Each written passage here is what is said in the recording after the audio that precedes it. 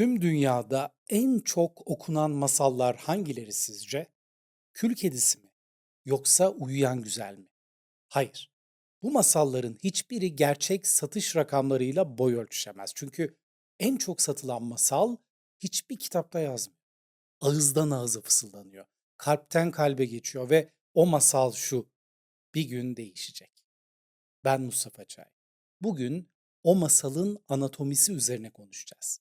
Onu parçalara ayıracağız.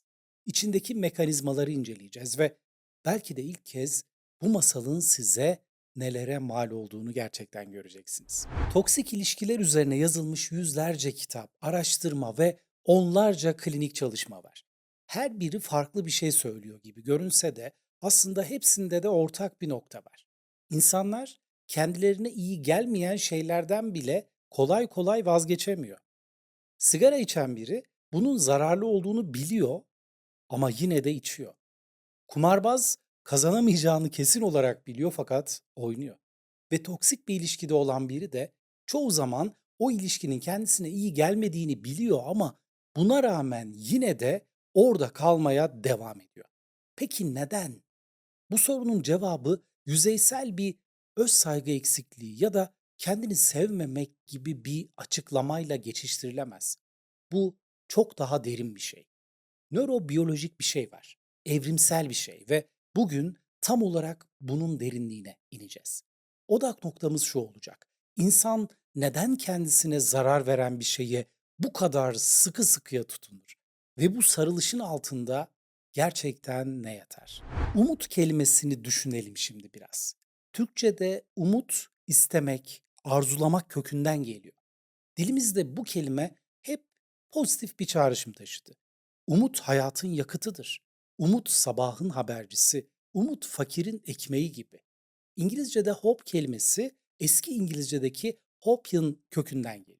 Ve bu sözcüğün ilk anlamları arasında güvende olmak, korunmak da var. Yani umut başlangıçta bir güvence duygusuydu. Bir zemine basmak, bir sağlamlık hissi anlamında. Ancak hope'un karanlık bir ikizi de var: wishful thinking. Türkçe'ye temenni ya da istek olarak çevirebiliriz. Gerçek umut eyleme dayalıdır. Temenni ise sadece bir bekleyişe. Latince'de spes olan umut aynı zamanda beklenti anlamına geliyor. Ve bu ilginç, çünkü beklemek pasif bir eylemdir. Bekliyorsunuz ama bir şey yapmıyorsunuz. Bu dilsel izlerde gizli bir şey var. Tarih boyunca insanlar umut ve hareketsizliği iç içe geçirdi. Ve toksik ilişkilerde yaşanan felç hali belki de bu dilsel geleneğin en dramatik biçimiydi. Bu mekanizma aslında yeni değil. Çok çok eski. Pavlov'un köpeklerini bilirsiniz. 20. yüzyılın başlarında Ivan Pavlov koşullanma deneylerini yaparken aslında farkında olmadan insanlığa çok daha büyük bir şey öğretti. Canlılar tutarsız ödüllerle en güçlü şekilde bağlanır. Sonra Skinner geldi ve aralıklı pekiştirme kavramını ortaya koydu. 1950'lerin laboratuvarlarında fareler üzerinde yapılan deneyler bugün milyonlarca insanın yaşadığı toksik döngüyü anlatıyordu aslında.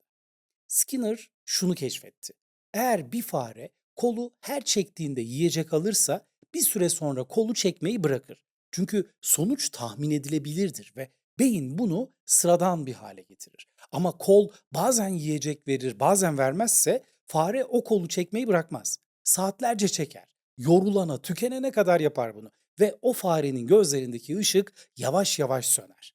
Sonra 1970'lerde Martin Seligman öğrenilmiş çaresizlik kavramını geliştirdi. Kaçış yolu olmayan ortamlarda tekrarlanan şoklara maruz bırakılan köpekler kaçış kapısı açıldığında bile kaçamıyorlardı. Çünkü beyin kaçmak anlamsız diye öğrenmişti. Ve bu öğrenme gerçek olmaktan çıkıp bir inanç haline gelmişti. Bu üç araştırmanın da ortak mesajı nedir? Toksik ilişkilerde kalmak bir karakter zayıflığı değildir. Bu binlerce yıllık evrimsel ve nörobiyolojik bir mekanizmanın bizi tuzağa düşürmesidir. O kötü biri ve ondan hemen ayrılmalıyım diye düşünüyorsanız belki de tüm bunları dinlemenize bile gerek yok. Ama eğer ben her şeyi biliyorum fakat yine de bir türlü ayrılamıyorum diyorsanız İşte asıl problem burada başlıyor. Toksik ilişkiler üzerine yapılan yüzeysel anlatımların en büyük hatası şudur. Olaya hep dışarıdan bakarlar. "Niye ayrılmıyorsun?" sorusunu sanki cevabı açıkmış gibi sorarlar. Ama cevap hiç de öyle açık değildir. Çünkü siz muhtemelen aslında o kişiyi sevmiyorsunuz. Onun size gösterdiği o ilk versiyonu seviyorsunuz. Buna idealize edilmiş nesne deniyor. O ilk aylar, mesajlar, bakışlar, "Sen benim her şeyimsin" sözleri, işte bunlar muhtemelen gerçek değildi. Hepsi de bir kurgunun parçasıydı. Ama beyniniz o kurguyu gerçek olarak kodladı ve şimdi o gerçek olmayan şeyi geri istemenin acısını yaşıyorsunuz. Şimdi şöyle düşünelim. Bir film izliyorsunuz. Başrol oyuncusu ekranda ve kelimenin tam anlamıyla muhteşem bir performans sergiliyor. Film bitiyor. Salondan çıkıyorsunuz ve aktörü tanımıyorsunuz, hatırlamıyorsunuz bile. Çünkü siz bir karakteri sevdiniz, gerçek bir insanı değil. Maalesef durum bundan ibaret. Toksik bir ilişkide de bu aynen böyle işte. O ilk karakter sahneden çekildi ve geride kalan kişi ise hiç tanımadığınız biri.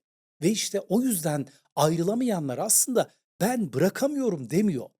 Bu gerçek olamaz. O geri gelecek, bir gün değişecek diyor. Üzgünüm ama gerçekler. Şimdi bu mekanizmanın temellerine biraz daha yakından bakalım. Batık maliyet kavramı ilk kez 1985 yılında Arks ve Bloomer tarafından tanımlandı. İnsanlar bir şeye ne kadar çok yatırım yaparlarsa o şeyin işe yaramaz olduğunu görmeye de o kadar dirençli hale gelirler. Peki bu neden böyle? Çünkü beyin kaybı kabullenmeyi bir tehdit olarak algılıyor ve bu tehditten kaçmak için de kendine yalan söylüyor. "Devam edersem belki kazanırım." Evet, kazanırsınız. Şu ana kadar hep kazandığınız gibi. Bana kızmayın lütfen. Bu kanalda amacımız size toz pembe bir tablo çizmek değil, gerçekleri ve çözümleri göstermek. 3 yıllık bir ilişki düşünün. Ya da 5 yıllık, 10 yıllık ya da daha uzun. Her geçen yıl o "şimdi bırakırsam tüm emeklerim boşa gidecek" hissi güçleniyor. Ama geçip giden yıllar kararınızı değiştirmenizi gerektiren bir neden değil. Onlar yalnızca somut bir gerçek. O yıllar gitti. Onları geri alamazsınız. Ama geleceği hala seçebilirsiniz. Berbat bir filmi 10 dakika izlediğinizde çıkmak kolaydır ama 90 dakika sonra çıkmak zor gelir. "Buraya kadar geldim, bari sonunu getireyim" dersiniz. Merak edersiniz. Evet, o 90 dakikayı geri alamazsınız belki ama kalan dakikalarınızı kurtarabilirsiniz. Peki gerçeği görmek neden bu kadar zor? Gerçeği görmek acı verir ama aynı zamanda şu demektir: "Ben yıllarca kendimi kandırmışım. Şimdi her şeyi daha net görmeye başlıyorum." Ve bunu kabul etmek belki de bir insanın yapabileceği en cesur hamledir. Görüldüğü gibi bu bir zayıflık değil.